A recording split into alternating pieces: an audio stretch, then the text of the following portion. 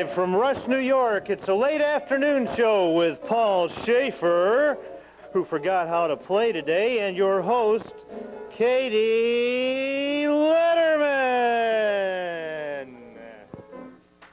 Thank you. Thank you. I don't have any jokes for the beginning of the show today, so let's get straight into the interview. Today we have an immigrant from Canada who is also a magnificent bagpipe player. Let's welcome Norm Johnstone. Welcome to the show, Norm. Pleasure to be here.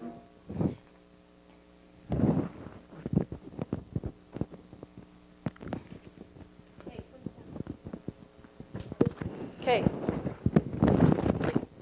Now, I will be asking you some questions, all right? I will certainly try to answer them. Okay.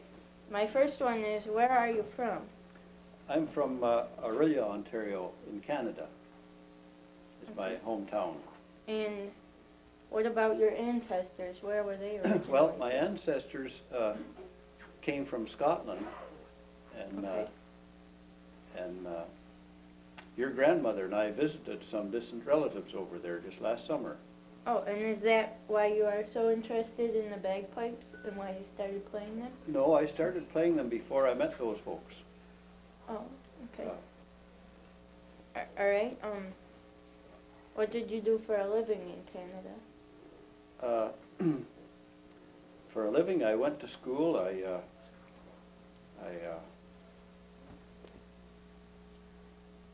Let's see. I worked on during the summers. I worked at different things. This was during the war, and I worked on building a Fairmile subchaser and building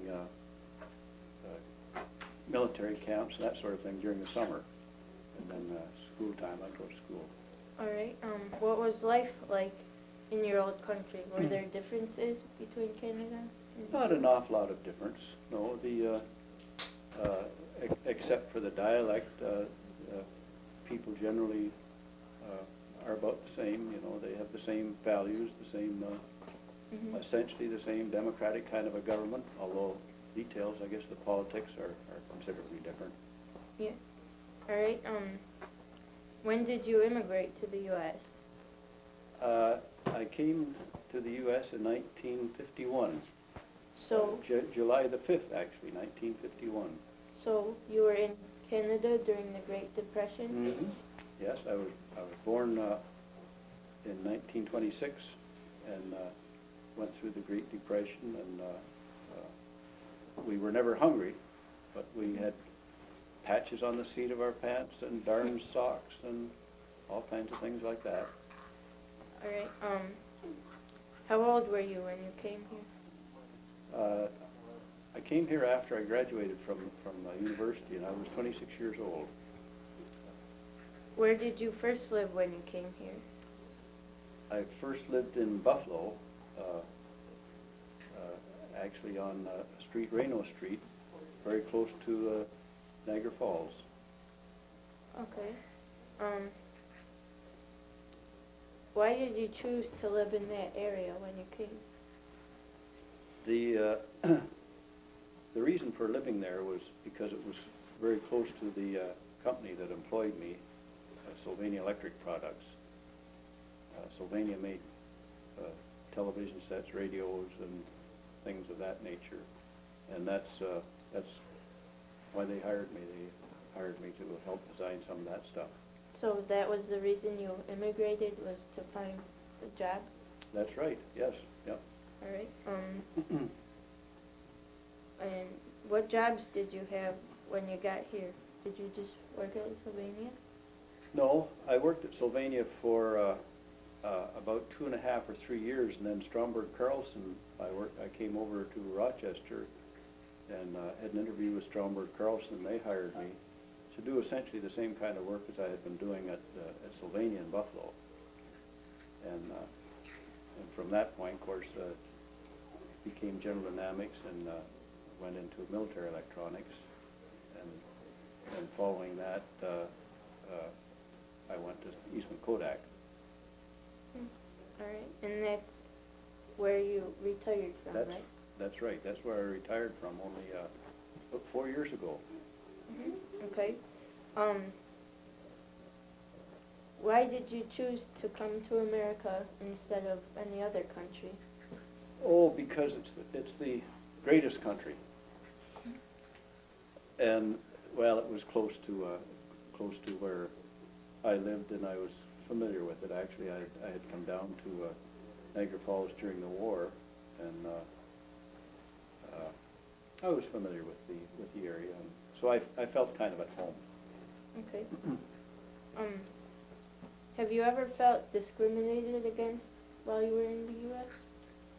Not in the real sense of the word, but a little story. When I did come here, and I was naturalized in 1957, became a U.S. citizen. I think it was 57 or 8, somewhere along in there. And one of the things that I was told was that I was a second-class citizen, and the difference between a second-class citizen and a first-class citizen, excuse me, God bless you, Excuse me, was that a first-class citizen could become president, and a second-class citizen couldn't. And so I could never become president. So that's discrimination. That's a tough break. That's Well, do you have any interesting stories to share with us today? interesting stories.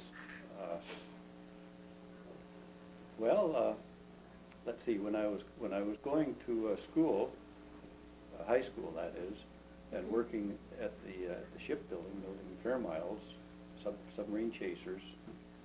I guess I was 16, I think, or 16 that year, and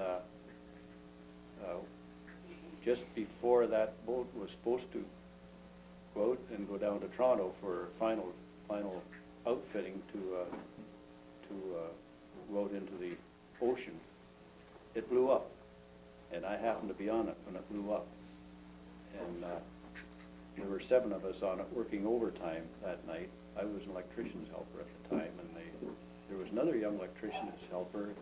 His name was Stanley Peacocks, and he was killed in that explosion, unfortunately. Was he a good friend of yours? Yes, we went to high school together, and so that was kind of an unfortunate situation, but I wasn't hurt very badly. I had some burns, but that's all. Well, that sounds very exciting and traumatic. At the time it was, yeah.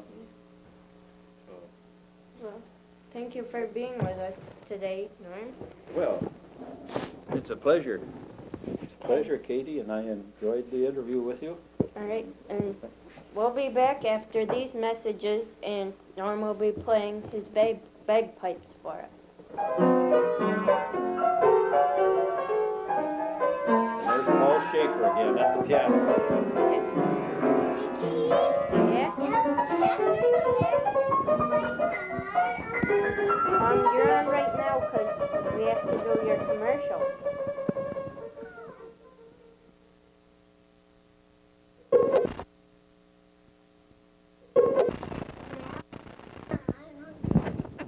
Roll.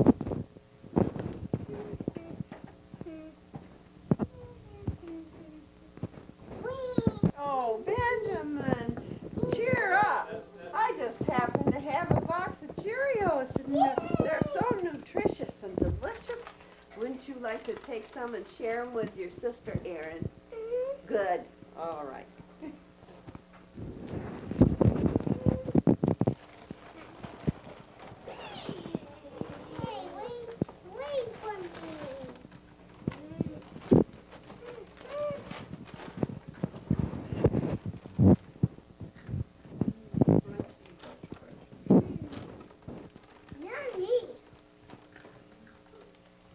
Cheerios are full of oats.